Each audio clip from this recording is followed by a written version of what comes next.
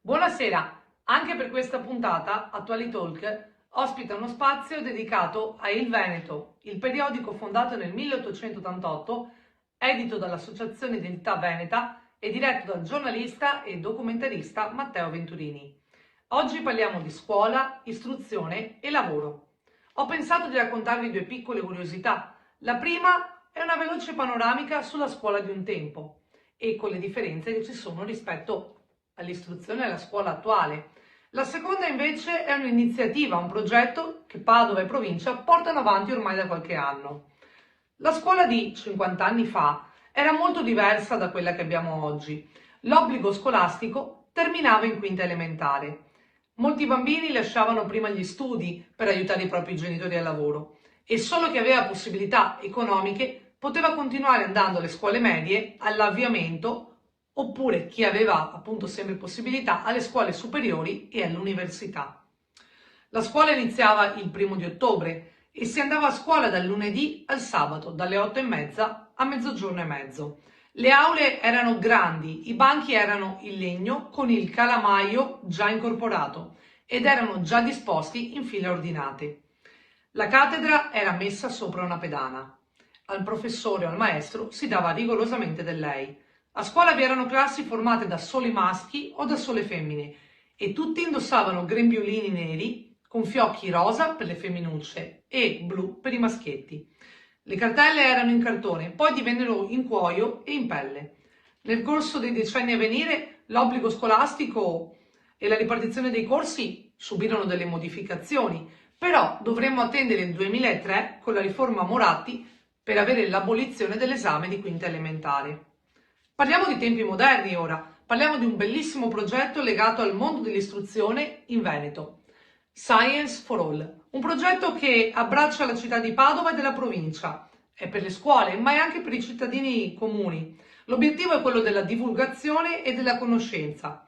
Per le scuole il progetto corre in parallelo, inizia a settembre, ma si svolge anche per i mesi a seguire, mentre invece in città, a Padova, al suo culmine verso la terza-quarta settimana di settembre, un weekend intero dove arriviamo a scoprire, a visitare musei, università e altri luoghi che solitamente i cittadini normali non frequentano.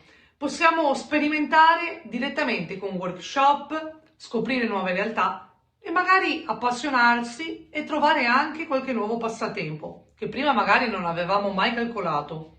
I percorsi sono tematici ed esplorano diverse aree, quali le scienze, gli esseri viventi e gli animali, le piante, l'arte e la cultura. Come sempre io ora vi saluto, vi auguro un buon Veneto Regione, un buon Veneto giornale e una buona serata.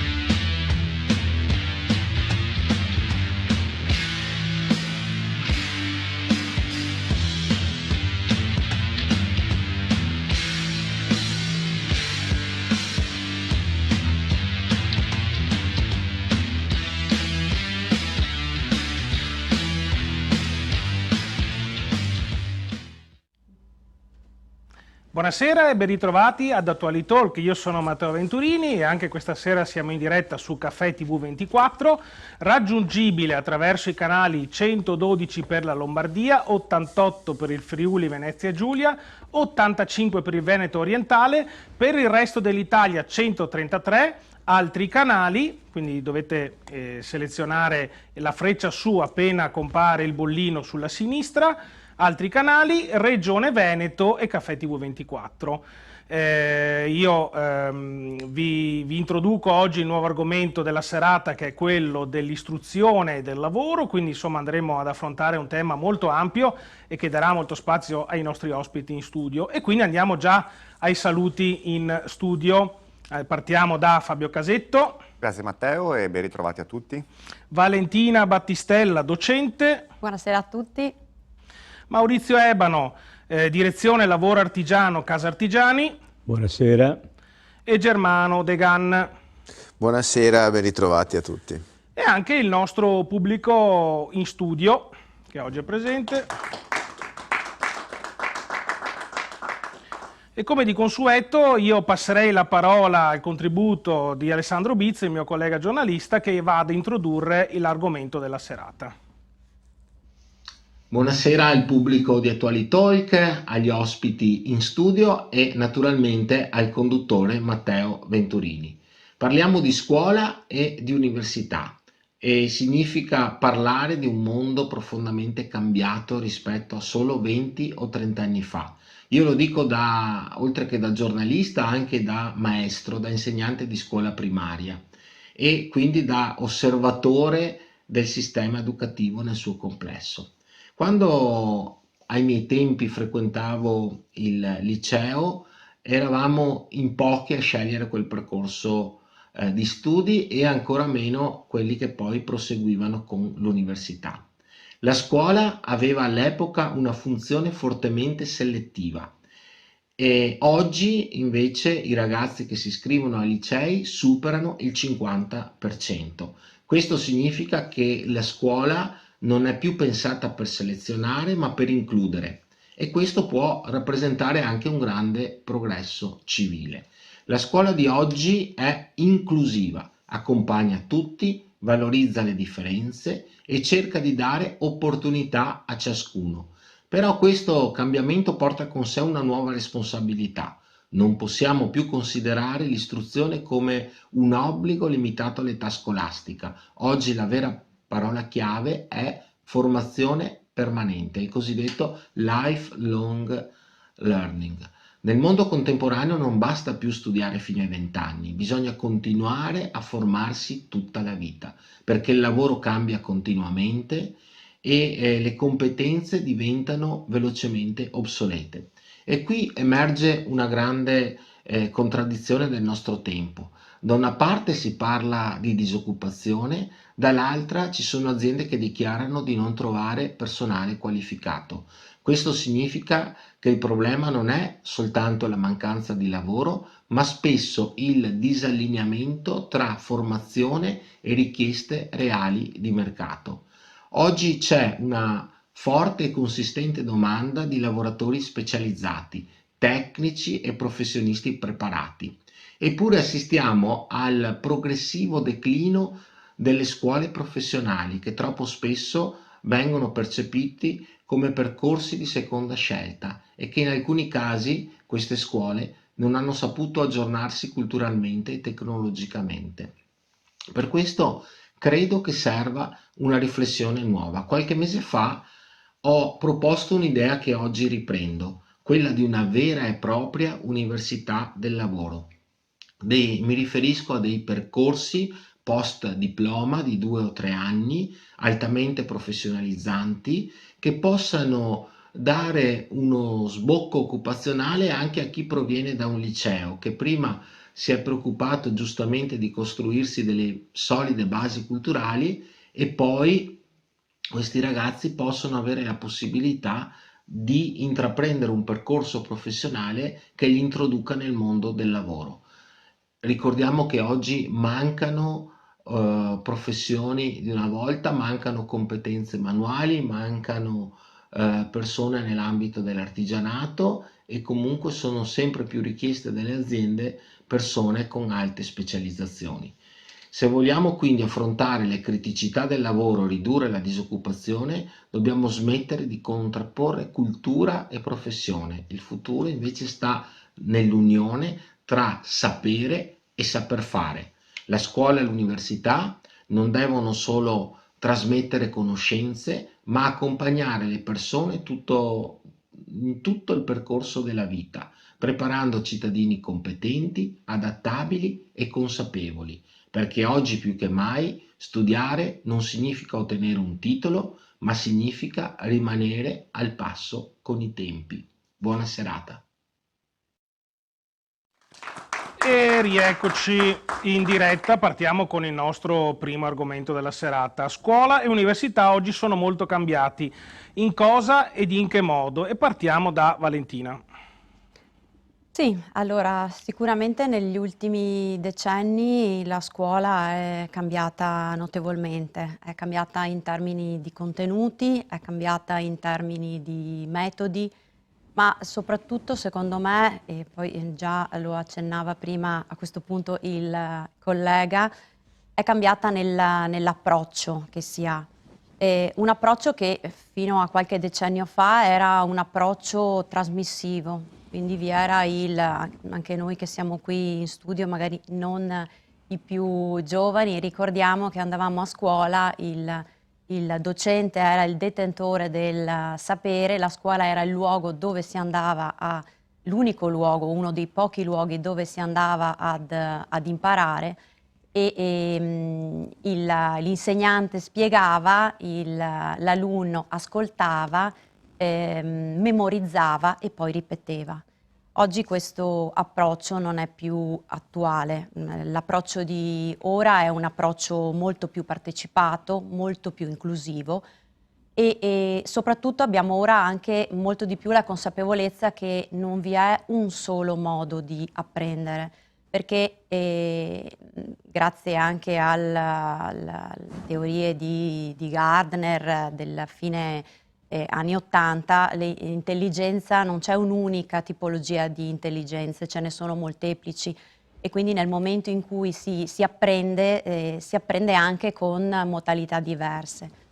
Oggi l'alunno, a differenza di un tempo, è al centro dell'esperienza educativa e vi è un'attenzione particolare alla sua individualità, alle sue esigenze, che spesso possono essere anche esigenze speciali. Pensiamo a tutto il mondo delle disabilità e nelle scuole oggi ce ne sono, ragazzini con disturbi specifici dell'apprendimento che hanno bisogno ancora di più di maggior attenzione. E la scuola oggi è una scuola che rispetto a una volta non deve riempire un contenitore, una scatola di contenuti. L'alunno non è un contenitore da riempire, ma bisogna sviluppare delle competenze, quelle competenze che poi sono indispensabili, quelle che poi vengono anche definite soft skills, che sono indispensabili poi per affrontare la vita, quindi la capacità di risolvere i problemi, l'adattabilità, imparare a lavorare in gruppo, ad avere uno spirito critico. Il ruolo del docente quindi cambia, diventa un accompagnatore, un mediatore, un facilitatore e importante in questo suo percorso, in questo suo lavoro, è quello di essere anche un esempio e un esempio positivo, perché credo che questo più di tutti paghi. Anche un esempio fallibile, non sempre per forza infallibile, perfetto. Questo è nella teoria dei fatti, poi è evidente che nel mondo della scuola il mondo della scuola è fatto di persone umane che ovviamente lavorano ed esprimono il loro essere con le proprie modalità, bisogna imparare ad ascoltare molto di più di quanto si faceva un tempo, ascoltare in modo empatico i ragazzi, altrimenti si corre il rischio di perderli per strada, perché il problema della dispersione è dietro l'angolo e quindi bisogna assolutamente fare molta attenzione a questo aspetto. Grazie Valentina. E sicuramente sono concetti che oggi si sposano anche ovviamente nel mondo del lavoro, perché le soft skills sono tra le prime caratteristiche richieste in un colloquio, poi ne parliamo comunque più avanti. Maurizio? Sì, da anziano devo dire che la scuola è cambiata. L'ho notato nel momento in cui i miei figli hanno avuto l'approccio con la scuola elementare, come si chiamava ai tempi miei, e lo sto notando sempre più in qualità di dirigente dell'amministrazione di categoria con i nostri enti di formatori, che nella realtà il problema era quello che diceva prima il maestro giornalista Biz, il fatto che non si riesce a capire il giovane che la formazione e la scuola sono due cose importanti da condividere e da tenere. Non si ferma mai lo studio e devo dire, poi magari ne parleremo meglio dopo, che l'Italia su questo è uno degli stati più avanzati in termini di educazione e di studio legato al lavoro. Abbiamo tantissimi enti di formazione, per fortuna pochi che vengono riconosciuti dall'accordo Stato-Regione, che svolgono un lavoro, devo dire, molto importante. Poi ci sono le fughe, i casini in Sicilia, come in Lombardia e da altre parti, però nella realtà, almeno nel nostro Veneto, le 20-30 società di formazione lavorano molto bene, considerando un dato però che c'è, che rispetto agli anni miei, dove in qualsiasi caso era difficile che uno prima del diploma mollasse la scuola, oggi abbiamo un dato veramente molto forte. Il dato molto forte è che abbiamo una popolazione scolastica che al secondo, massimo terzo anno delle superiori abbandona. E questo lo si rigetta nel mondo del lavoro, o non si rigetta nella formazione. Si chiude in un mondo tutto suo personale, che non è il concetto di riuscire a pensare al dopo, ma solo al vivere in qualche modo al momento. Questo è un problema che secondo me la scuola dovrebbe porsi. Dovrebbe porsi le direzioni didattiche, dovrebbe porsi gli insegnanti, del perché noi abbiamo tantissimi ragazzi, ma anche negli anni miei, cioè io mi ricordo nei primi anni 70 che facevo le superiori, che molti abbandonavano, ma abbandonavano per andare alla Montesino a lavorare, abbandonavano per andare all'acciaieria a lavorare, perché c'era lavoro, c'era richiesta, e ovviamente in un rapporto di mantenimento della famiglia, perché in quegli anni tutti i redditi facevano comodo, ovviamente uno preferiva non studiare e andare a lavorare. Però ricordiamoci che tutti quanti i miei amici che hanno mollato la scuola a Mestre nei primi anni 70, quando avevano 14-15 anni, hanno fatto le 150 ore dopo. 150 ore che esistono ancora, tra parentesi potenziate con i fondi INPS sulla formazione, e nessuno di questi ragazzi che abbandonano la scuola a 15 anni va in questi organismi, no, per riuscire a capire l'importanza della formazione e di un lavoro serio e corretto da ricevere dopo. Se puoi spiegare le 150 ore, perché magari qualcuno che ci sta seguendo non sa di che cosa si tratta. Allora, per spiegare le 150 ore bisogna ritornare indietro sull'articolo 99 della Costituzione, che costituisce il CNEL. Tanto vituperato, tanto attaccato, però ricordiamoci che quando i nostri padri costituenti hanno varato la Costituzione, hanno deciso in un articolo che doveva esistere un organismo superiore a tutti, che era un organismo diretto dagli sindacati da un lato e dalle organizzazioni datoriali dall'altro, che si chiama CNEL, no? Tanto vituperato, siamo anche andati a un referendum per abolirlo, no? Nel 16, se non mi sbaglio, una cosa del genere. Nella realtà esiste ancora, e questo organismo dal 58, se non mi sbaglio, funziona in modo importante. Tra le sue funzioni è quello che tutti i contratti di lavoro diventano legge. E non è una cosa che noi possiamo prendere sotto gamba, no? Perché nella realtà è dal 1958 che tutti i contratti di lavoro che i sindacati da un lato hanno fatto e i datori di lavoro hanno fatto dall'altro lato sono diventate legge. Perciò non serve chiosa il reddito minimo garantito. Abbiamo già una legge che decide quello, che sono i contratti di lavoro dei singoli settori che esistono nel mercato. Quella legge, quell'articolo, in parte ha deciso che era indispensabile che vicino alla scolarità normale ci fosse la possibilità per i lavoratori che ne richiedevano di avere 150 ore retribuite dall'azienda per poter prendere un titolo, all'epoca si parlava della terza media, oppure negli anni successivi, negli anni 70 e via dicendo, prendere un titolo superiore, no?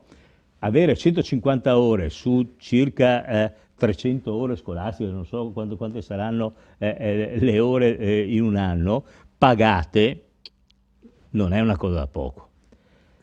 Nel 1984 queste famose 150 ore sono diventate pagate dall'INPS, formazione retribuita che l'INPS attraverso i contributi che ogni lavoratore versa dà per riuscire a formare e qualificare i lavoratori. Queste cose nessuno le dice, ma sono importantissime e devono essere sfruttate al massimo. Ovvio che oggi le 150 ore dal 1984 sono state sostituite con i fondi di formazione dell'INPS, però in realtà il problema è che un cittadino può mollare la scuola diciamo perché non gli interessa, perché ha altri interessi, rivolgersi al mercato di lavoro magari per fare cose che con il titolo di terza media si possono fare, ma d'altra parte può partecipare a dei corsi di formazione che vengono retribuiti e vengono gestiti. Queste cose qua sono importanti perché se noi ragioniamo di scuola dobbiamo sapere che esistono altri meccanismi di continuità, come diceva Biz giustamente, perché in qualsiasi caso noi abbiamo bisogno di informarci costantemente per migliorare la nostra qualifica lavorativa.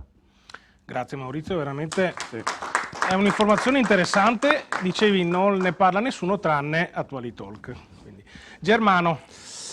Sì, allora nel merito della differenza tra scuola di ieri e scuola di oggi, io penso che oggi siamo fortunati perché abbiamo un ventaglio di generazioni abbastanza diverse come ospiti e ognuno può raccontare, rapportando anche la propria esperienza personale scolastica rispetto invece a quello che si legge, si vede o si vive per chi ci lavora quotidianamente.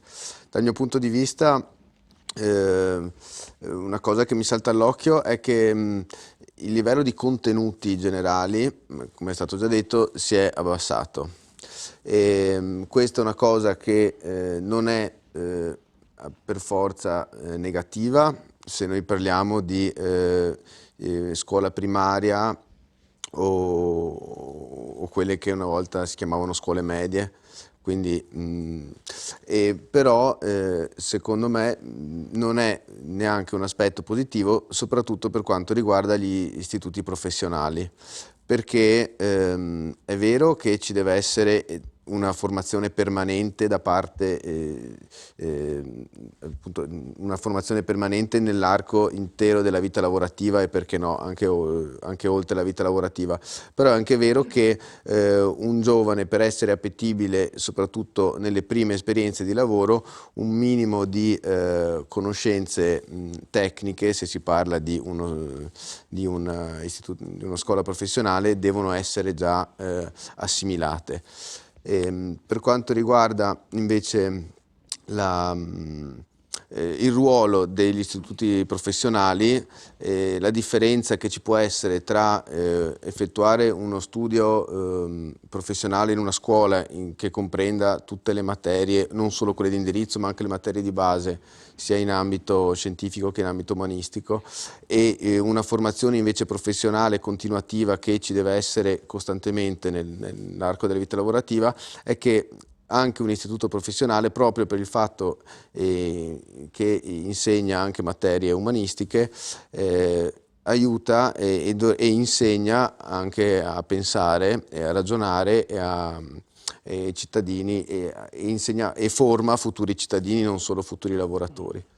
Un'altra differenza che noto tra la scuola che ho vissuto io e quella di adesso è che ci sono molti più strumenti per didattica informatica.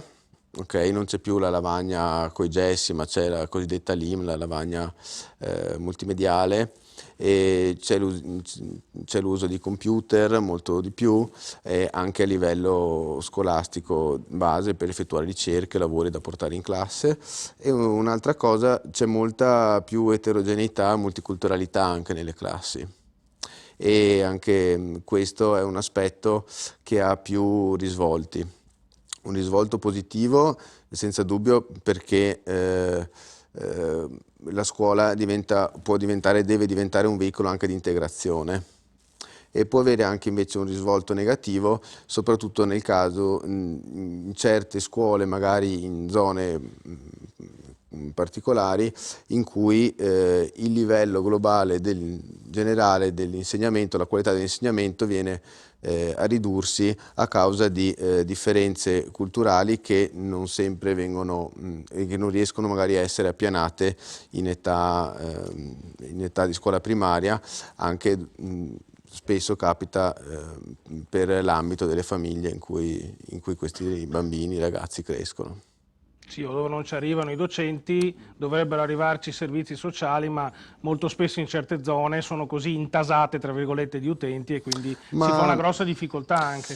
Sì, ma non è solo questo. Banalmente un bambino figlio di genitori stranieri che a casa propria parlano solo la lingua del paese d'origine e non guarda la TV, eccetera, avrà molte più difficoltà rispetto allo stesso bambino che però magari vive, gioca e si integra di più con coetanei.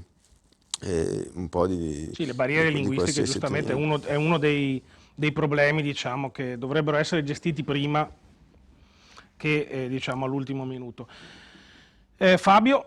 Sì, ma allora sono uscite molti spunti sia dagli interventi appunto di Biz prima e di Messo, ma poi anche dall'esperienza che è personale, appunto, perché abbiamo qui due docenti, abbiamo un esperto di lavoro, quindi è uscito molto. Allora, differenze, no, scuola università del passato ad oggi. Allora, è cambiata l'offerta scolastica, è cambiato l'ordinamento, quindi non solo, come si è detto, gli orari di scuola, eccetera, ma proprio la tipologia dell'offerta scolastica. Ai tempi, anni 80-90, quando facevamo scuola, almeno io e Matteo, c'erano 3 licei, c'erano 8-9 istituti tecnici e tutto sommato, parlo di superiori ovviamente, e tutto sommato la scelta andava più o meno a parare sul liceo, istituto tecnico o avviamento professionale, non c'era un enorme. Oggi i licei sono raddoppiati, sono aumentate anche le tipologie appunto dell'offerta tecnica, penso anche, torno indietro un po' con gli anni, all'istituto tecnico per geometri che frequentai io negli anni 90, ha cambiato negli anni molto l'offerta, anche adeguandosi al mondo del lavoro. Non dimentichiamo che la scuola, la formazione deve andare anche al passo dei tempi, cambiano le professioni, modificano le professioni, è giusto anche che, parlo per i geometri perché alla fine è la scuola che ho frequentato io, ha cercato poi parallelamente di adeguarsi. E Germano invece ha toccato un tasto molto importante, che è quello della multiculturalità, comunque delle classi appunto che sono diventate multiculturali, soprattutto negli ultimi 15-20 anni, con gli aspetti appunto positivi e negativi che ha ben spiegato, anche per il metodo diretto che fortunatamente può appurare, ma è cambiato anche all'università, c'è anche molta più internazionalizzazione, scusate lo scioglilingua, è cambiato, e questo ha portato anche molti valori aggiunti, anche il fatto di potersi muovere molto più facilmente. Penso al progetto Erasmus, che comunque non è dell'altro ieri, insomma, è già diversi lustri che esiste, che è esistito e che ha cambiato anch'esso negli anni, ha consentito a molti studenti di fare formazioni veramente importanti e significative poi per il mondo del lavoro futuro. E su questo diciamo che si nota molto la differenza appunto nell'offerta. chi ha l'opportunità di frequentare questi progetti, questi programmi, è una straordinaria opportunità proprio per il suo ambito formativo. Poi, ovviamente, al netto di tutto quello che è già stato spiegato, quindi la digitalizzazione della scuola, la LIM, la lavagna multimediale, il registro elettronico, eccetera, ci sono anche dei risvolti non sempre positivi, perché comunque la scuola oggi è diventata un'azienda, c'è il dirigente scolastico, no? C'è il preside, c'è il dirigente scolastico, ci sono dei budget, c'è molta burocrazia, c'è, per carità, positivo, ma c'è anche molte ore dei docenti extra orario scolastico di formazione, di adeguamento, me lo possono confermare appunto chi è qui in sala, ma anche Biz che ci segue da casa sicuramente. Sì, diciamo, si è appesantito, credo, anche il carico di lavoro per tutti i componenti, per tutte le risorse che gravitano, che lavorano, che operano nel mondo della scuola, non solo appunto per gli studenti che hanno anche degli orari, diciamo, diversi da quelli 8:30, 12:30 o 13:30 che avevamo, insomma, nel passato, ma c'è una continuità maggiore sia di orario formativo, ma anche per quanto concerne il personale docente che è sottoposto a orari. No, vabbè, ma lo vedo molti amici che fanno i docenti e poi quando si ritrova a chiacchierare un po' del più del meno del lavoro, perché ormai abbiamo un'età in cui si parla fondamentalmente di come va e quindi delle esperienze lavorative, e noto molto carico da parte dei docenti, specie delle superiori, perché sono quelli, diciamo, con cui mi affronto di più. Ecco. E passiamo a un altro argomento, parliamo sempre di formazione, ma come strumento di crescita professionale, non più come scuola dell'obbligo, ma come filosofia di vita. Oggi è sempre più necessario formarsi e rimanere al passo con i tempi. Io adesso mi sto riferendo in modo particolare alla cosiddetta formazione continua, quella che portano avanti molti enti di formazione in tutta Italia. Qui in Veneto, come già accennato Maurizio, siamo un'eccellenza, possiamo dirlo. Sfruttiamo molto bene i fondi in questo momento, quelli del PNRR, che stanno funzionando bene, ma non solo, ci sono i fondi interprofessionali. Adesso io ne sto parlando in maniera molto libera perché di fatto io sono anche docente proprio di questi corsi e mi occupo sia di docenza sia di servizi per il lavoro, ne andremo a parlare poi magari più avanti, ma in effetti è una grande possibilità, soprattutto in modo particolare per le persone che sono senza un lavoro e che stanno, diciamo, cercando di reinserirsi nel mondo lavorativo. E ripartiamo appunto da Maurizio. Sì, ricollegandomi al discorso di prima, noi in Italia abbiamo sempre puntato molto sul ragionamento di formazione scolastica e post-scolastica. Le 150 ore, dicevo prima, è stata un'esperienza importantissima per tanti giovani della mia generazione, pertanto di quelli nati negli anni 50, che hanno dovuto mollare il posto di lavoro. La vituperata famosa accordo lodo De Michelis dell'84, uno degli argomenti posti in quell'accordo, che tutti si dimenticano e fanno finta di dimenticarsi, vicino al declassamento della scala mobile, c'è stata l'introduzione del fatto che l'INPS doveva devolvere una parte dei suoi fondi per la formazione continua e migliorativa dei posti di lavoro. Questo, diciamo, è nato negli anni '80, è nato per alcune esigenze di grosse aziende che dovevano ristrutturarsi, in particolar modo aziende pubbliche, parliamo delle vecchie partecipazioni statali. Io ho fatto l'esperienza in quegli anni della ristrutturazione della Rane Rossi e ovviamente quel fondo è servito per qualificare, portare una serie di impiegati amministrativi che non hanno più uno scopo di esistere all'interno di quell'azienda e farli diventare impiegati tecnici. Perciò abbiamo utilizzato quel fondo per qualificare dei ragionieri, chiamiamoli in questo modo, e portarli nel copertificio, nel tendificio, nelle aziende della Rane Rossi, con un ruolo completamente diverso in termini di concezione. Questo fondo, in particolar modo dagli inizi degli anni 2000, ha iniziato a fruttare parecchio. Eravamo in un momento anche di forte presenza occupazionale e molti lavoratori l'hanno utilizzato, lo stanno utilizzando per qualificarsi o per migliorare la propria formazione all'interno sia dell'azienda ma anche per rivolgersi poi al mercato in modo diverso. La formazione pertanto è un dato indispensabile e in particolar modo rispetto anche a quello che dicevano i colleghi prima, in una situazione di evoluzione totale del lavoro che avviene costantemente ogni giorno.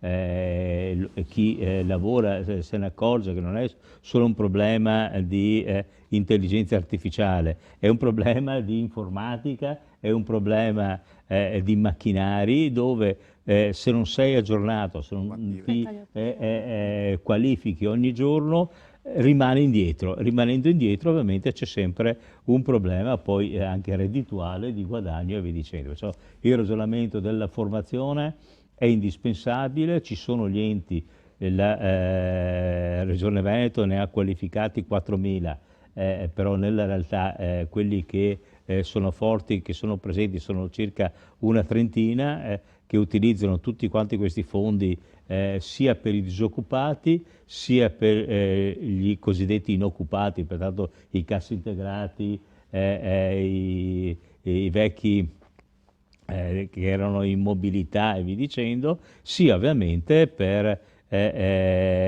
i lavoratori che vogliono qualificarsi in termini ufficiali. Ci sono questi fondi, devono essere utilizzati, è importante che il lavoratore si aggiorni e si informi, basta entrare dentro su internet, si ritrova tutti gli enti possibili e immaginabili, sono gratuiti, ricordiamocelo, o parzialmente gratuiti, perché poi dipende dalla tipologia di corso che si viene a fare.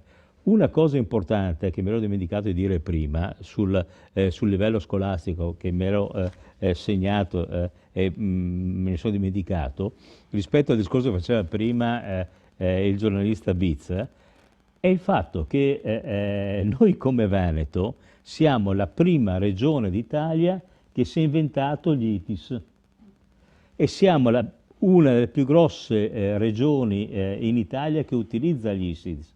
Ricordiamoci che l'ITIS è un istituto intermedio tra l'università e la scuola media superiore, che qualifica anche questo le professioni. C'è dentro la Regione Veneto, pertanto ci sono i contributi della Regione Veneto, ci sono i contributi dei fondi INPS anche qua, e pertanto un lavoratore o un disoccupato che vuol qualificarsi per strada in termini di aggiornamento, in termini di miglioria di qualità del lavoro, deve utilizzare questi enti, perché poi sono legati alle imprese, e vuol dire che se io ho fatto il geometra alla fine però ho trovato, posso trovare un posto di lavoro da metalmeccanico, vado su un ITIS, mi faccio 3 anni di corso e alla fine incontro delle imprese che possono assumermi. E questa è la cosa importante, che il Veneto è una delle regioni più avanzate su questo tipo di ragionamento. L'altra cosa importante, che ne è venuta fuori anche questa invece recentemente, sono i master post universitari, che danno la possibilità a chi è laureato a frequentare dei corsi universitari ma di miglioramento. Qua nel Veneto ne abbiamo pochi, per esempio in Piemonte ne abbiamo tantissimi, e di qualificazione importante, perché oggi noi parliamo anche troppo di green e via dicendo, però i famosi energy manager, no, in Italia ce n'è solo una scuola, no? Poi tutti si firmano energy manager perché hanno fatto qualche impiantino di fotovoltaico, però nella realtà noi abbiamo la scuola dell'Enea. In Piemonte abbiamo 3 master, uno sull'edilizia, uno sulle energie rinnovabili e uno non mi ricordo più, sempre sul mondo green, e non è una cosa da poco, no? Questi tipi di università. Noi di master ne abbiamo solo uno a Vicenza, no? Che non so se anche questo ormai è diventato università oppure no, però in realtà è più legata al mondo del legale e il civile da commercialista e via dicendo, che su altri tipi di meccanismi. Però sapere che ci sono questi istituti nel Veneto, sapere che ci sono i fondi gratuiti che bisogna utilizzare, che si possono utilizzare, perché le aziende li versano pagando l'INPS. Cioè, ricordiamoci che quando paghiamo l'INPS non paghiamo solo la pensione, paghiamo la sanità, e vicino alla sanità paghiamo anche la formazione continua. Cioè, utilizzare questi strumenti sono importantissimi. Sicuramente un applauso meritato. Valentina. Dopo così tanta... Allora, stiamo facendo un po' di divulgazione, quindi sì, va benissimo. certo. Insomma. Allora, sì, ovviamente non ho l'esperienza in ambito formativo e questa tipologia. Io penso che ormai sia superato il relegare la formazione ad un periodo ben preciso, e quello della giovinezza, relegarlo a questo unico periodo. Questa è sicuramente l'unica cosa che emerge, perché ovviamente anche dall'intervento del collega, ma dalla realtà dei fatti. I cambiamenti sono continui, la richiesta di competenze cambia continuamente e quindi bisogna rimanere al passo con i tempi. Quello che adesso in questo momento vale, domani dopodomani è superato, e quindi bisogna assolutamente correre ai ripari. Le possibilità di formarsi ci sono molteplici, lo abbiamo sentito anche adesso. Non è più, direi, formarsi non è più una scelta istituzionale, direi proprio che è una scelta culturale e personale. Cioè è proprio una scelta di vita. Una volta, quando si iniziava il percorso di studi, si sapeva che prendendo quel titolo molto probabilmente quel tipo di lavoro lo si sarebbe fatto per tutta la vita. Oggi non è così perché certe volte per scelte personali, certe volte perché si è costretti, perché magari la realtà del mondo del lavoro quindi cambia e si è costretti a cambiare. Se non si è in grado di adattarsi ai cambiamenti, formandosi, approcciandosi e rimettersi in gioco, si rimane completamente fuori dal mondo del lavoro. Ma direi anche non solo del mondo del lavoro, anche proprio dell'autonomia personale. Io adesso penso anche, adesso noi stiamo parlando comunque di persone che sono in grado di lavorare, ma io penso anche alle persone anziane. Adesso nel momento in cui vanno in qualche ufficio, si approcciano a qualche ufficio per fare qualche pratica, qualcosa, è tutto digitalizzato, e anche loro devono in qualche modo cercare di farsi aiutare e di formarsi anche in questo. Questa è una piccola sciocchezza, ma poi è la realtà dei fatti. La formazione ci permette anche di fare nella vita in generale scelte consapevoli, di essere quindi più autonomi, avere più autostima, perché nel momento in cui aumento le mie competenze aumenta anche la mia autostima personale, e quindi ci rende, in fin dei tutti, più liberi di scegliere e più liberi quindi di affrontare la vita con più serenità e con più consapevolezza. Hai detto molte cose, tra l'altro, tra le informazioni che hai dato, hai parlato anche di persone di una certa età che fanno molto fatica a inserirsi, per esempio, in un contesto di un ufficio. Ecco, io porto la mia esperienza personale, appunto, essendomi occupato di docenze proprio per adulti, perché il mio ambito è quello della formazione per adulti, in modo particolare per persone disoccupate.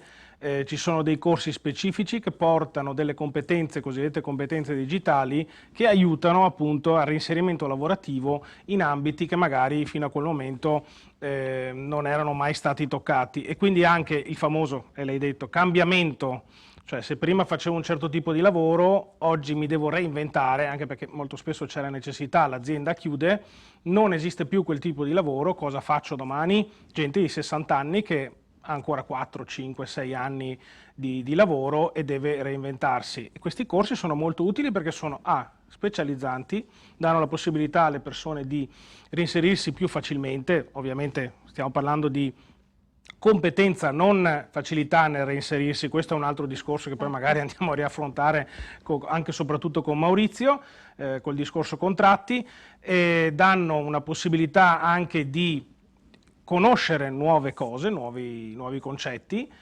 e danno anche una sorta di vitalità a queste persone, perché le persone si sentono un pochino emarginate non sapendo utilizzare un computer. Faccio proprio il caso più limite. Ho visto delle persone effettivamente molto felici uscire fuori da una lezione, che poi in realtà sono molto semplici perché stiamo parlando proprio di concetti anche terra a terra, ma molto contente di dire finalmente ho la possibilità di capire di che cosa stavano parlando i miei colleghi. Semplicemente questo, che non è, sembra poco, ma in realtà è molto per le persone. Fabio? Allora, mi riaggancio un attimo a una frase che ha detto Valentina prima, che appunto la formazione non può esaurirsi con l'età scolastica, che può variare dai 18 ai 25 anni. Secondo me deve essere appunto, rafforzo, vista come una filosofia di vita anche, cioè la formazione professionale vista come crescita personale. Oggi, in un mondo che paradossalmente è sempre più pieno di informazioni, sempre più pieno di normative, eccetera, in qualche maniera si sta anche un po' svuotando di conoscenze. Ho la percezione nel mio ambito professionale che trovare professionalità è sempre più difficile, la differenza la fa chi si forma. E non è solo una formazione tecnologica, come diceva prima il buon Maurizio, ma è anche una formazione burocratica. Poi ci sono settori, ovviamente, parlo comunque del settore industria, ovviamente il cambio della tecnologia, l'evoluzione, cioè ti porta a stare dietro o meglio al passo coi tempi per la tecnologia. Ci sono settori invece che penso al settore dell'edilizia, inteso come settore immobiliare, quindi tutta la normativa che ci sta dietro, il settore comunque della giurisprudenza, quindi gli avvocati, i notai e quant'altro, hanno bisogno anch'essi di una formazione costante e continua, perché le normative veramente... Io col mio gruppo di lavoro faccio un esempio, faccio un briefing ogni lunedì mattina e credetemi che ogni lunedì mattina comunque confrontandosi c'è qualcosina in più del lunedì precedente, sempre. È una costante che ormai da qualche anno col mio gruppo di lavoro pratichiamo e ci stiamo rendendo conto che ci fa la differenza nel nostro appunto settore la formazione, quindi poter chiedere anche 50 euro in più a prestazione, lo fai, ma lo fai anche a testa alta proprio perché ti rendi conto che esci a testa alta nel mercato e riesci a sovente sviscerare anche delle casistiche, poi secondo della professionalità, dell'ambito, però che magari chi non si è formato, chi ha sottovalutato la formazione invece magari non riesce a stare al passo con i tempi. Quindi sì, insomma, per non sottrarre altro tempo, insomma, visto che comunque sono usciti, mi ripeterei, ecco, fondamentalmente sono state dette delle cose che condivido in pieno, interessantissime, e quindi sì, per me appunto, ripeto la frase con cui ho iniziato, la formazione come filosofia di vita credo sia un mantra che dovremo in qualche maniera un po' tutti ripeterci.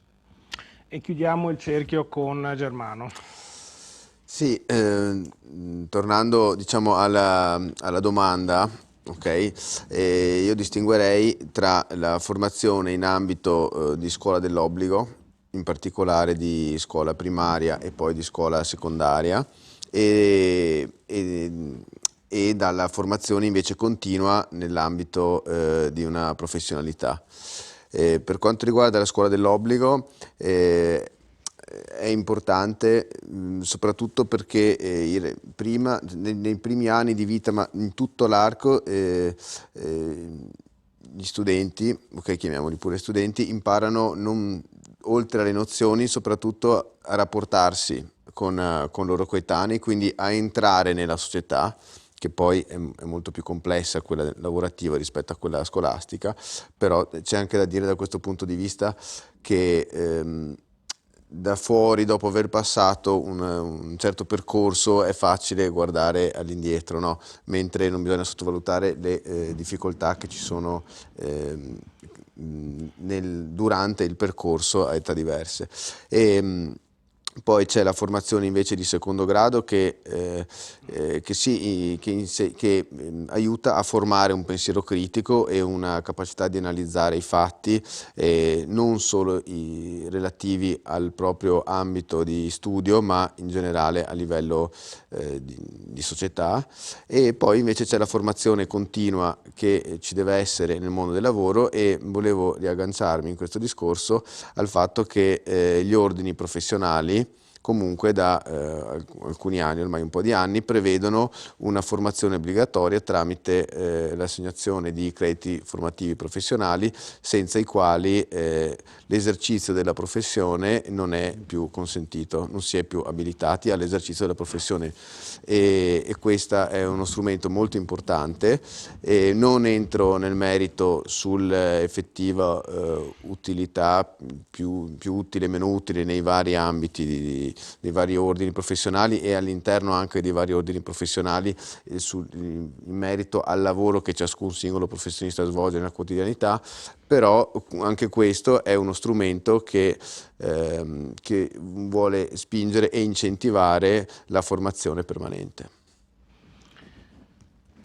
E tra l'altro sì, hai parlato di ordini professionali, tu da ingegnere, io per esempio da giornalista, abbiamo questi corsi obbligatori, la formazione continua che viene rinnovata ogni 3 anni, per quanto riguarda i giornalisti immagino anche per l'ordine... Ogni anno. Ah, ogni anno? Ogni anno. Sì, anche noi ogni anno, ma abbiamo una triennale, diciamo, dei tot crediti da accumulare. Per... No, vanno accumulati annualmente, ogni anno vengono scalati un certo numero di crediti, e nel corso dell'anno bisogna effettuare un numero di crediti professionali per rimanere al di sopra di una soglia positiva.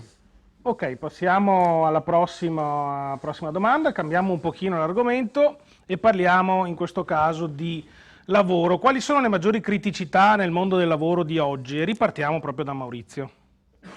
Beh, le criticità sono legate alla peculiarità del lavoro, a quello che si dicevamo prima, cioè nel senso che noi abbiamo una massa critica, allora il Veneto è la regione che ha meno disoccupati ufficiali, abbiamo il 3%.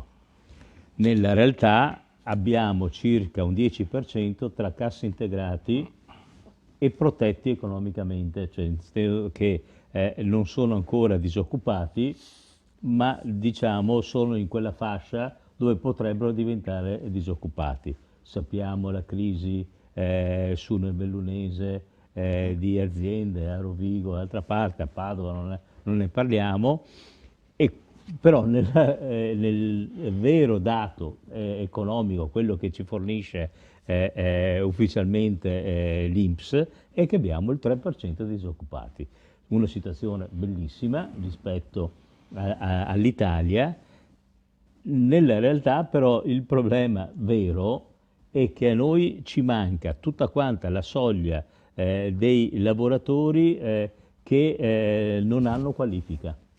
Cioè parliamo di tutta quanta la parte legata al turismo, tutta la parte legata al commercio, e a quella parte di artigianato, diciamo professionalità diretta con la manualità.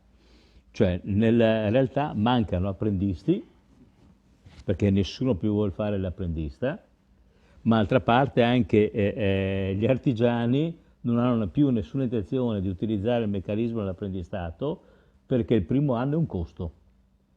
È vero che paghi molto poco il lavoratore, ma il primo anno i famosi 12.000 euro circa che devi prendere come tredicesima e l'accantonamento del TFR, alla fine 13.000 circa su un anno, che sono quasi netti, perciò diciamo nella realtà diventano 15-16.000 complessivi di pagamento per l'imprenditore. Nella realtà è un costo perché il lavoratore sta là a guardare.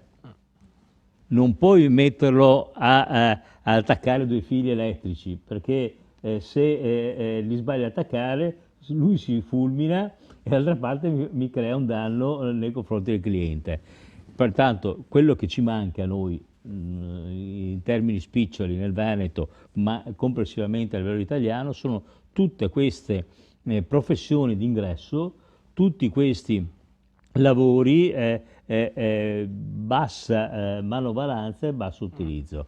Li stiamo utilizzando in termini malsani, secondo me, per quanto riguarda molti occupati di ingresso dall'estero. Perché dico sono preoccupato? Perché nella realtà, anche se regolarizzati, perché abbiamo i contratti che funzionano col meccanismo, dicevo prima, del CNEL, che vengono depositati e vi dicendo che in qualsiasi caso se uno vuol far causa i magistrati gli danno ragione, pertanto perché c'è una legge che li tutela, che è il contratto collettivo nazionale di lavoro. Il problema reale è che questi lavoratori non hanno una professionalità e non si trovano, perché non esistono nel mercato. Cioè, mentre una volta, e quando dico una volta parlo degli anni miei, pertanto gli anni 70, c'era l'operaio della stanga, che adesso non c'è più, che andava a fare il cameriere la sera, non alla stanga perché non c'era quello, c'era la fabbrica all'epoca, no? Andava la sera a lavorare nel ristorante da un'altra parte. Oggi questo personale da un lato non lo puoi più avere per legge e per tutela, dall'altro lato non lo trovi. Non lo trovi perché o è qualificato in altro termine e va a fare altri tipi di lavoro che sono molto più remunerativi in termini di gestione, o d'altra parte il mercato non lo offre. Ricordiamoci che abbiamo un altro grosso problema noi nel Veneto e in Italia. 2025, 360.000 nuovi nati. Cioè, non è un dato da poco. Cioè, vuol dire che noi in 10 anni abbiamo perso più di 6 milioni circa di nascite. Cioè vuol dire che avremo 6 milioni di occupati in meno tra qualche anno. Cioè, perché se l'età lavorativa si apre a 14 anni, tra 4 anni avremo 6 milioni meno di occupati dell'Italia che verranno offerti. Questo non è un problema da poco, cioè vuol dire che nella realtà noi riusciamo a coprire la qualità del lavoro nel Veneto col 3% di disoccupazione, ma dall'altro lato avremo tantissimi posti di lavoro che non hanno lavoratori e saranno costretti a chiudere. Perché nella realtà se un ristorante non ha un cameriere, non ha un inserviente di utilizzo e via dicendo, non può fare altro che chiudere. Lo stesso problema noi lo abbiamo negli enti pubblici, in particolare nella sanità, dove abbiamo una situazione inversa rispetto agli anni '80, dove si è inventata giustamente l'università per gli infermieri. La soluzione inversa è che oggi ci mancano gli OS. Dobbiamo per forza di cose ricorrere al mercato estero, no? Che ci fornisce quel tipo di assistenza, perché abbiamo quasi gli infermieri, abbiamo quasi tutti quanti i medici, ma quello che ci mancano il servizio di base che viene offerto. Pertanto, quando ci lamentiamo perché dentro gli ospedali abbiamo tanta gente che non conosce l'italiano e ci viene a obbligare a fare alcune cose, è anche legato a questo. E poi noi faremo una puntata dedicata proprio alla sanità fra un mese, quindi insomma andremo ad affrontare più nel dettaglio queste tematiche. Fabio? Secondo me c'è una concatena di criticità nel mondo del lavoro. Allora, premesso che tutto quello che ha detto Maurizio condivido, provo a mettere qualche altro spunto poi per chi mi seguirà dopo. Allora, partiamo da un problema che è, diciamo, a latere, però comunque importante, che è quello dei salari. Ok? ok? Quindi vado dopo le problematiche che ha esposto Maurizio. C'è un problema di salari che non sono, diciamo, adeguati al carovita, all'inflazione e spesso alcune professioni, alcuni lavori faticano a dare compensi utili per poter vivere. Dall'altra parte abbiamo negli anni, specie negli ultimi anni, o meglio, vissuto, affrontato una modifica della società che ha portato a considerare certe professioni che prima erano nobili, erano delle professioni tipo negli anni 60-70, fare il cameriere era una professione, era un'arte, era un lavoro del tutto dignitoso, o il metalmeccanico, la figura del tornitore, ma anche professioni, oggi li chiamano, come si dice in Veneto, lavori orbi, no? L'elettricista, l'idraulico, ok? Figure che oggi sono rarissime da trovare, e anche lì la formazione, ovviamente chi si forma, chi sta al passo nei tempi, riesce a crearsi una professione e, visto anche la carenza di queste figure professionali, a crearsi anche un buon, diciamo, dei buoni introiti.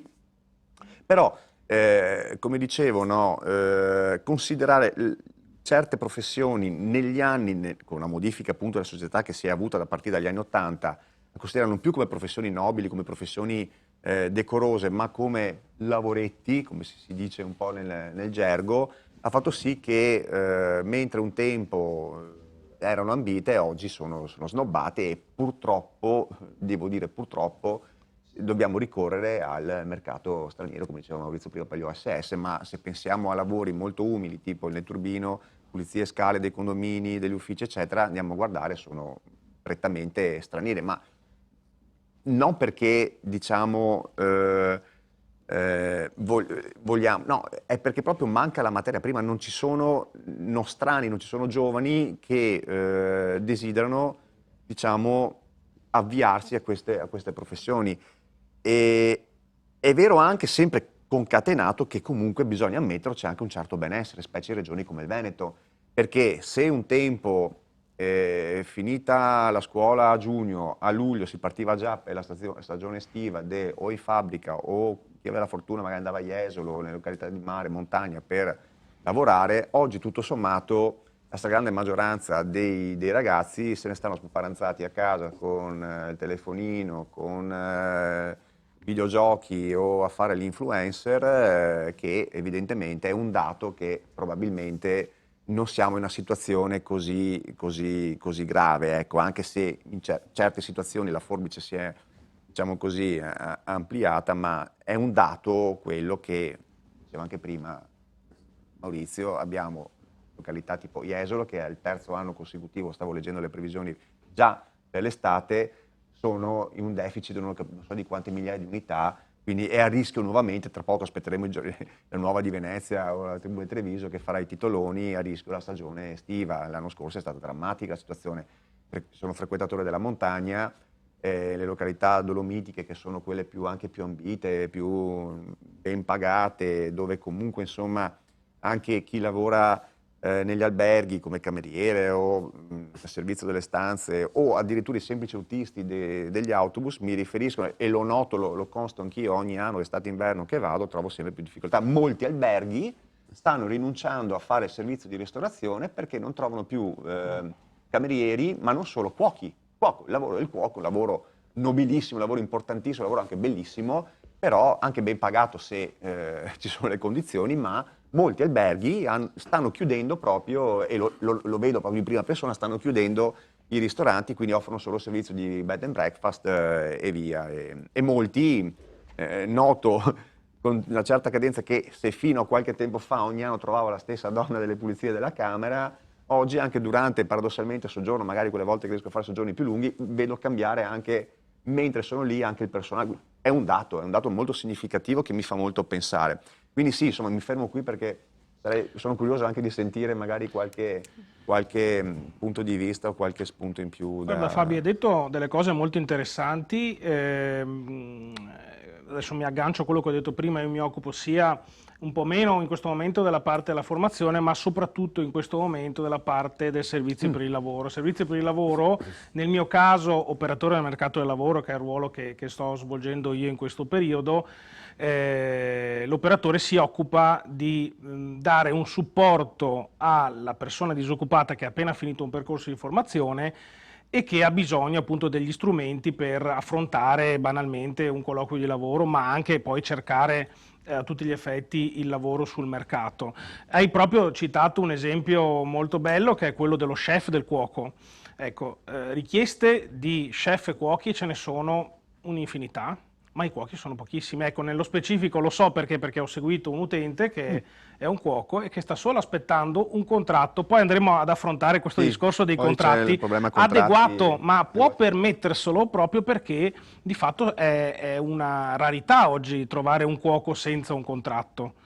E quindi adesso sta cercando di capire, adesso ovviamente non posso fare nomi, però insomma ho notato questo a differenza di tanti altri ruoli dove invece magari il semplice lavoro in fabbrica è più gettonato, ma è anche più difficile inserirsi perché c'è più possibilità invece in questo caso da parte del datore di lavoro di scegliere.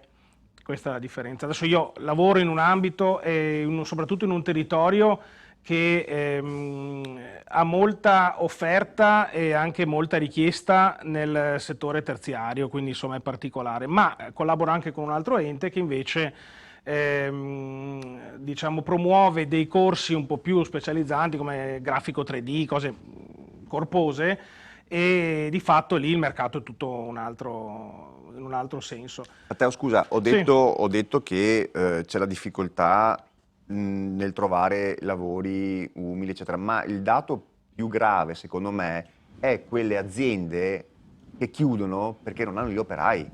Cioè, l'imprenditore che ha avviato la propria attività, che magari negli anni anche ha avuto anche un notevole successo di lavoro, di produzione, di know-how, eccetera, costretti a chiudere e basta leggere la rassegna stampa degli ultimi 5 anni e sicuramente ne troveremo a decine, Maurizio ce lo può confermare, chiudere perché non si trova lavoro, credo che per un imprenditore sia la cosa. Perché non ci sono persone specializzate, è quello il discorso. È un conto cioè, chiudere perché il tuo settore l'operaio generico lo trovi dappertutto, il problema è trovarlo specializzato. Non c'è un tornitore, mio papà che è in pensione ma è costretto a 74 anni ancora a lavorare in fabbrica, va bene, perché non se lo fanno andare via, perché ha detto se tu vai via chiudiamo.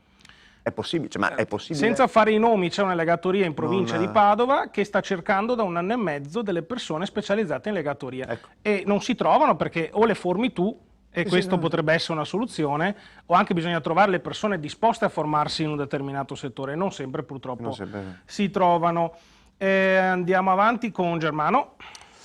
Io penso che, siccome abbiamo parlato tanto, anche di questo argomento è stato diciamo, affrontato in maniera approfondita, vorrei riassumere un po', in primo luogo, la prima criticità per soprattutto alcune categorie di lavoro è proprio fare in modo che i giovani si appassionino a questi lavori, okay?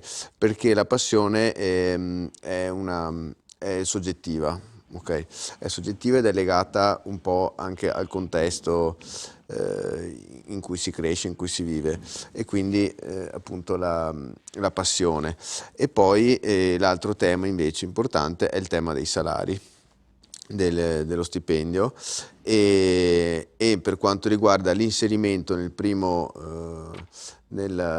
prime esperienze di lavoro, questo è vero che è un peso per l'azienda, ma è un peso sia per come si era detto che il giovane apprendista certi lavori non li può fare, ma anche ci deve essere un'altra persona, un altro lavoratore dell'azienda che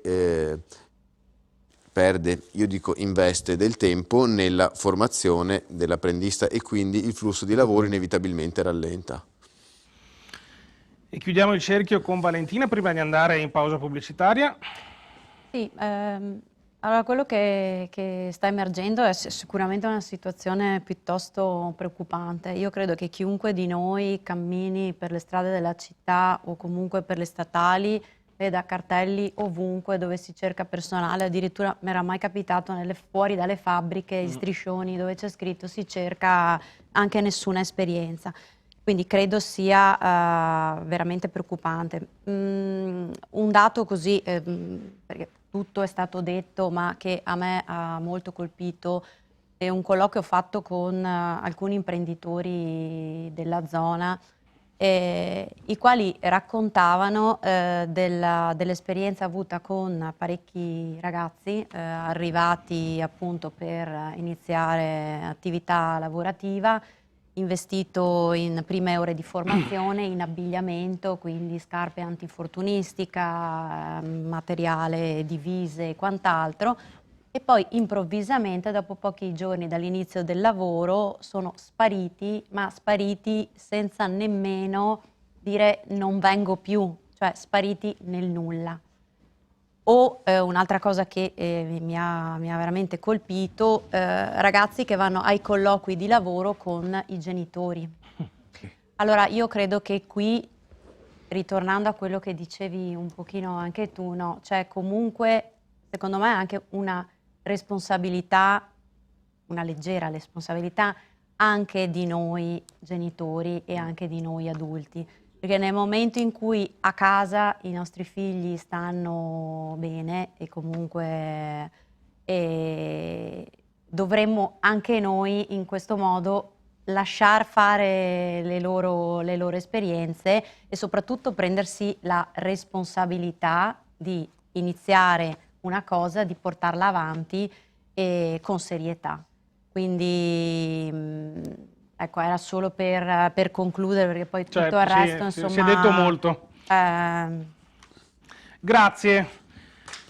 Allora, come dicevo poco fa, adesso noi ci prendiamo una brevissima pausa pubblicitaria. Non cambiate canale, restate con noi.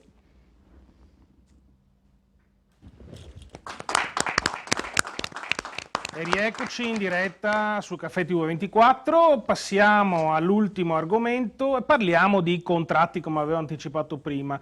In questo caso ho deciso di fare una domanda specifica per ognuno di voi, proprio perché, come abbiamo già visto, abbiamo esperienze differenti e possiamo dare un contributo importante a ognuno di noi. Partiamo da Maurizio, e questo è un po' informativo perché ci serve. Come funzionano i contratti nazionali del lavoro?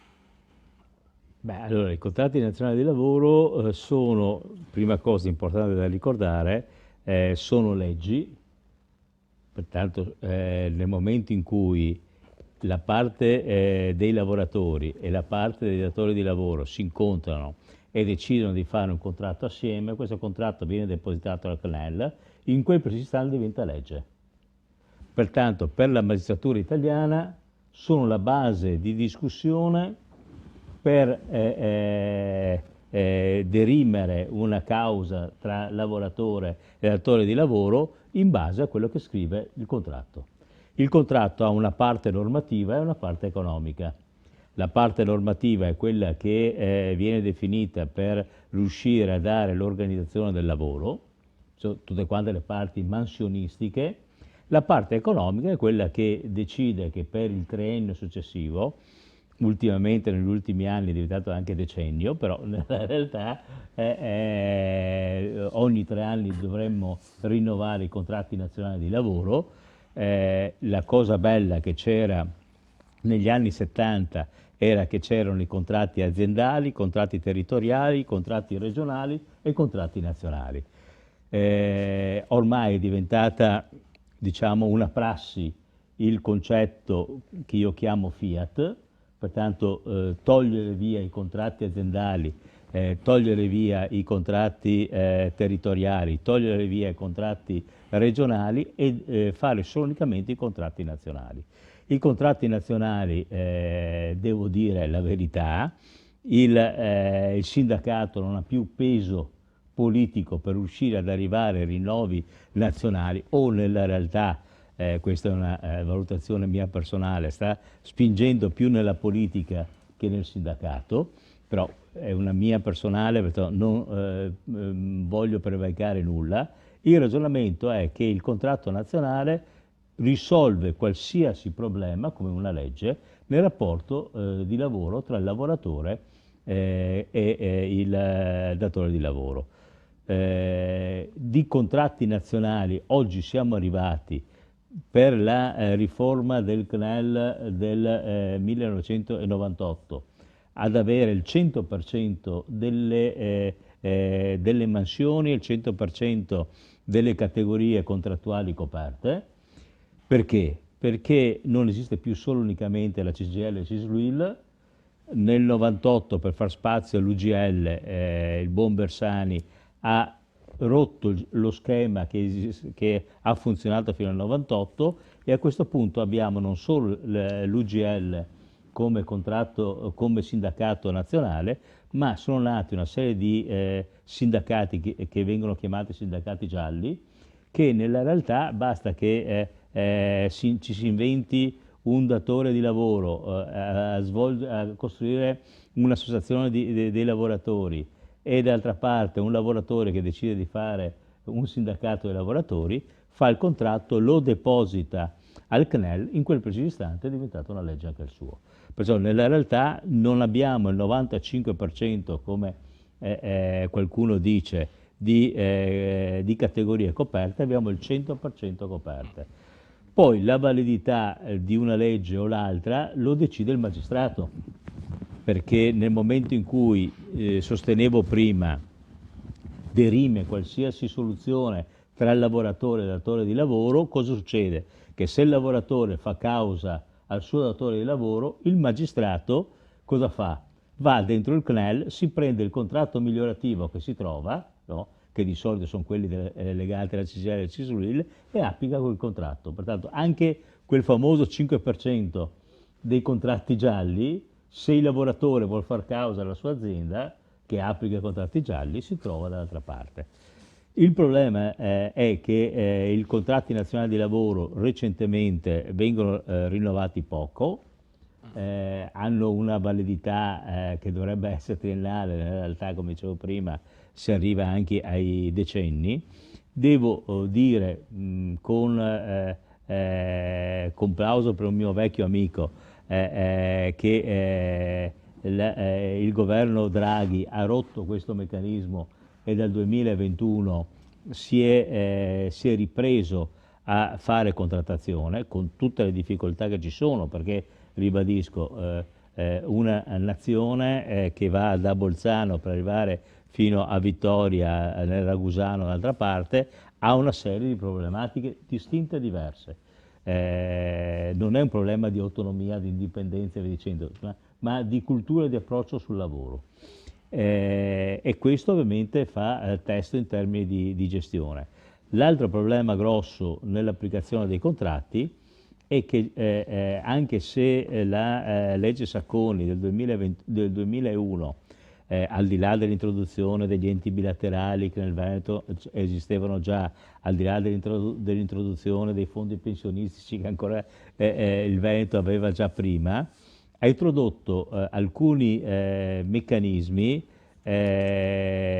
importanti sulla gestione del lavoro. Allora, mentre la legge Bersani aveva introdotto malamente i famosi co-co, pertanto creando una disparità sul lavoro, che era alternativa ai contratti nazionali di lavoro, la legge Sacconi ha fatto pulizia. Il famoso libro bianco di Biagi, che l'hanno ucciso, sosteneva che cosa? Sosteneva che si poteva e si doveva riuscire ad assumere legalmente dei lavoratori anche ad ora. Cosa che fino a quel preciso istante, fino al 2001, si era utilizzato il meccanismo dei co-co per assumere a ore i lavoratori. La legge Sacconi cosa dice? Ti permette di assumere una persona, Maurizio Ebrano viene assunto regolarmente, cioè viene data la comunicazione all'INPS, all'INAIL e via dicendo, e poi viene chiamato, si chiama contratto a chiamato, per svolgere delle ore di lavoro. E questo che quando qualcuno dice che abbiamo una disparità di applicazione contrattuale, dei costi molto bassi contrattuali, si fa confusione. Perché nel Veneto abbiamo il 3% di disoccupati, però dentro quel 97% abbiamo tantissimi contratti a chiamata, abbiamo tantissimi contratti a part-time, abbiamo tantissimi contratti diciamo con regolamenti diversi, no? In quel preciso istante cosa vuol dire? Vuol dire che io sì applico il contratto dei metalmeccanici, dei chimici o quello che è, che mi dice che il mio costo orario minimo è di 10 euro, no? Poi sono sicuramente su un livello superiore, prendo i miei 12 euro, 13 euro lordi all'ora, ma in realtà lavorando 8 ore la settimana la mia retribuzione non sarà 1700 euro al mese meno le tasse e tutto quanto il resto. Alla fine la mia retribuzione sarà 600 euro.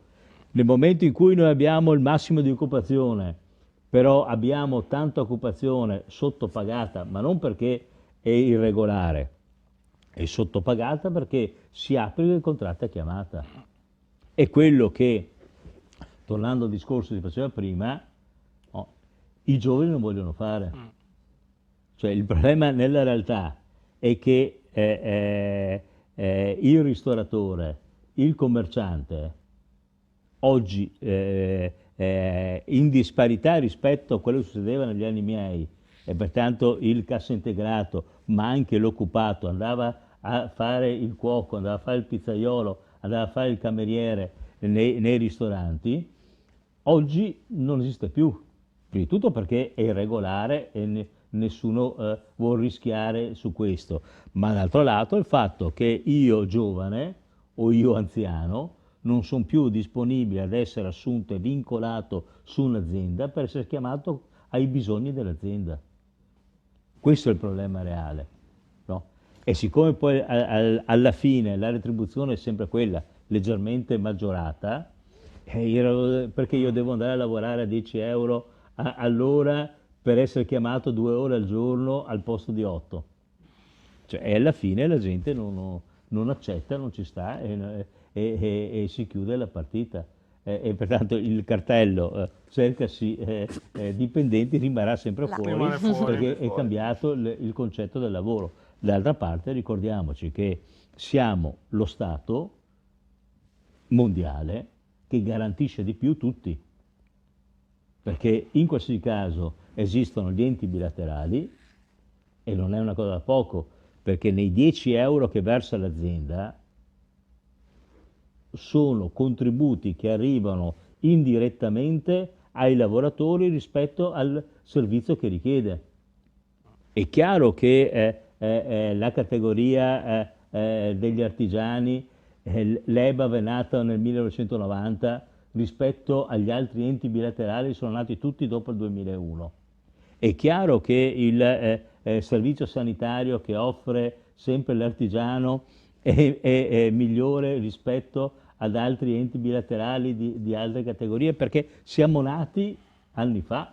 Ma, tanto per capirci, nel 2020-2021, quando abbiamo avuto il boom della cassa integrazione in deroga, tutte le categorie sono dovute andare all'INPS e i lavoratori hanno preso i soldi con tanti mesi di ritardo. Gli artigiani, accatastando i fondi in un modo o nell'altro, ogni mese si trovavano i loro soldini in tasca come una retribuzione normale. Cioè, il problema nella realtà, quando noi diciamo che il salario è basso, è vero, ma ricordiamoci che noi siamo l'unico Stato del mondo che tutela di più tutti quanti i lavoratori da un punto di vista economico in tutti i livelli. Bene, siamo a Valentina con una domanda differente. Secondo te sono adeguati i compensi per i docenti? E qui adesso mi lamento. Allora, sicuramente gli stipendi degli insegnanti in Italia non sono paragonabili a quelli di altri stati europei, ma sarebbe anche solo sufficiente andare in Trentino Alto Adige perché già lì comunque la retribuzione è diversa. Come diceva prima, anche il rinnovo dei contratti avviene un pochino a singhiozzo e anche gli aumenti che vengono dati nei contratti non sono poi così incisivi nella somma, insomma, che poi i docenti percepiscono. C'è da dire che ormai la figura dell'insegnante, e questo cioè, è un po' una cosa che io soffro, è un po' vista come la persona che lavora 9 mesi l'anno e poi gli altri 3 in vacanza. Io credo che chi vive vicino ad un insegnante o comunque insomma ha la possibilità di conoscere in realtà che cosa fa un insegnante, e vi garantisco che la responsabilità che abbiamo è notevole e anche il peso di lavoro che c'è, che non si limita solamente alle ore di scuola, alle ore fatte in classe. C'è tutto un lavoro oltre a questo e che ovviamente rientra negli obblighi e nelle competenze del docente. L'unica altra possibilità per i docenti di avere, diciamo così, qualche piccolo contributo viene dato dal fondo integrativo d'istituto, che è un fondo che viene dato alle scuole a seconda del numero degli studenti, il numero di plessi, la complessità dei vari istituti. Viene dato un budget che ogni anno cambia. Anche lì c'è da fare una scelta, perché in questo grande calderone, in questo FIS, vi sono dentro sia i soldi che vengono dati per i progetti, sia i soldi che vengono dati ai docenti per seguire quei progetti. Quindi più soldi vengono dati ai docenti, meno soldi vengono dati ai progetti. E quindi è evidente che anche eticamente molto spesso noi docenti ci troviamo in difficoltà, perché c'è necessità comunque di attivare progetti, soprattutto per gli alunni magari in difficoltà, e quindi facciamo delle scelte ovviamente sì, morali, e per cui anche lì non ci sono grosse cifre che... Diciamo che penso che anche un riconoscimento maggiore anche in termini economici della figura e del ruolo dell'insegnante sarebbe importante, perché anche quello comunque sarebbe, alla fine cresciamo e prepariamo al futuro, future generazioni, futuri cittadini, e per quanto veniamo spesso bistrattati, però chi fa il proprio lavoro con responsabilità lo fa veramente a 360 gradi e 24 ore al giorno. Quindi poi sì, c'è chi sta peggio di noi, quindi sì, quello sempre purtroppo. E sentiamo anche il nostro amico Germano. Per quanto riguarda Sempre, sì, rispondendo sempre alla stessa domanda, perché in effetti anche tu sei docente, quindi... Sono docente in un istituto professionale, scuola serale per adulti, faccio alcune ore di docenza e dal mio punto di vista gli stipendi per gli insegnanti non sono adeguati perché la responsabilità civile e penale e per il futuro anche della società che gli insegnanti contribuiscono a formare è molto più grande rispetto alla paga che viene percepita dall'insegnante. Soprattutto per quanto riguarda i corsi diurni, in cui oltre alle ore frontali gli insegnanti si trovano spesso a dover gestire classi numerose con genitori che probabilmente ai nostri tempi, forse ai vostri ancora di più, erano dalla parte dell'insegnante, adesso sono sempre di più dalla parte del figlio, dello studente, e quindi gli insegnanti sono costretti a vivere anche uno scontro con i genitori e e inoltre tutta la parte riguardante il rispetto alla disciplina degli studenti che negli ultimi anni, per quanto è la mia esperienza anche da docente, sta subendo un tracollo enorme, insomma. Un insegnante torna a casa spesso, parlo di scuola superiore di secondo grado professionale, senza voce, con la frustrazione di non essere riuscito a svolgere il programma che si era prefissato, e poi con tutti appunto gli impegni, come era stato detto prima giustamente, di tutte le attività extra lezione frontale.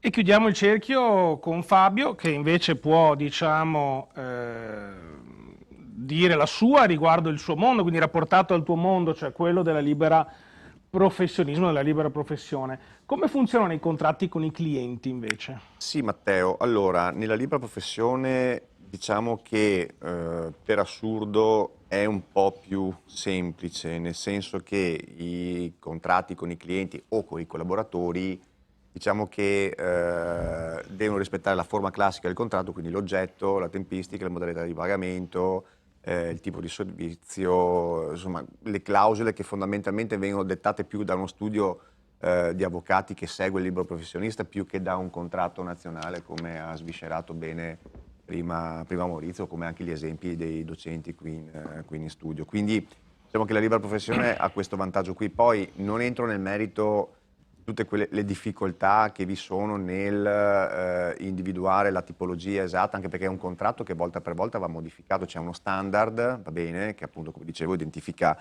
tempi, responsabilità, modalità di pagamento, oggetto, compensi e quant'altro. Però volta per volta, cliente per cliente o collaboratore per collaboratore, perché ricordiamo che nella libera professione molto spesso avviene che per espletare una determinata commessa, un determinato lavoro che viene richiesto, si debba avvalere, parlo del mio caso, magari di un topografo esterno, un cartografo, piuttosto che un ingegnere strutturista, un ingegnere idraulico, quindi volta per volta ci si avvale di figure professionali esterne che, in quanto liberi professionisti anche loro, un giorno prestano la loro diciamo, consulenza per lo studio Pippo e il giorno dopo per lo studio Pluto, quindi funziona un po' così e volta per volta si stipulano dei contratti occasionali.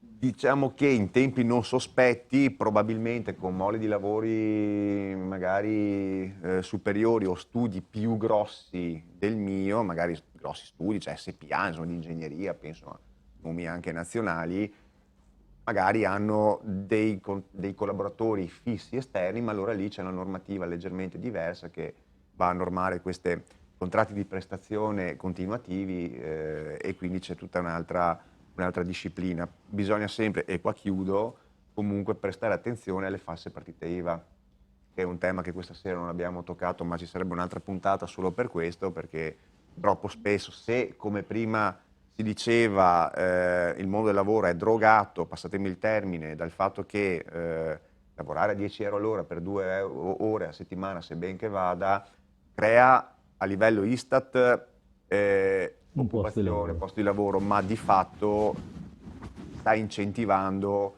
a modalità che abbiamo capito tutti o che comunque non garantiscono a quella persona di crearsi un futuro, semplicemente crearsi un futuro in maniera regolare, trasparente e anche e soprattutto assistenziale, perché se non versi i contributi, ricordiamolo che diciamo, si manifestano poi dei problemi, quindi sì, concludiamo così. Bene, intanto allora un applauso ai nostri ospiti che questa sera hanno arricchito la serata con i loro preziosissimi contributi. Passiamo ai saluti finali. Partiamo da Fabio Casetto. Grazie Matteo, grazie agli ospiti di questa sera, è stata una puntata veramente preziosa e ricca di contenuti e grazie a voi e arrivederci alla prossima. Valentina Battistella. Grazie infinite, è stato un vero piacere, grazie Matteo per l'invito e grazie a tutti per la partecipazione. Maurizio Ebano.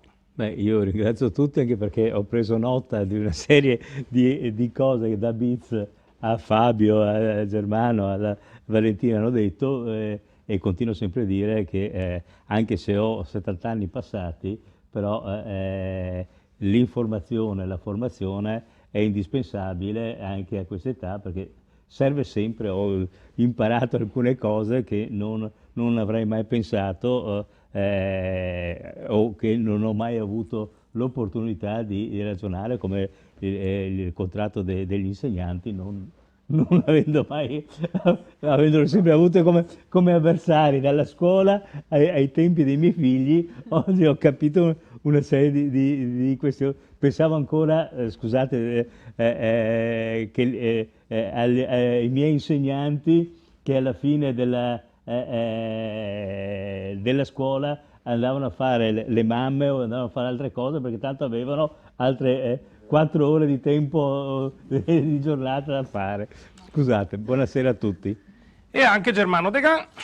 Buonasera a tutti, grazie al pubblico, Matteo, e a chi ci segue da casa. E anche al nostro pubblico in studio. Io ringrazio i nostri telespettatori che come sempre ci seguono numerosi, io vi auguro una buona serata e vi ricordo che il prossimo appuntamento è fissato per martedì 10 marzo, sempre alle ore 21. Grazie e buonanotte.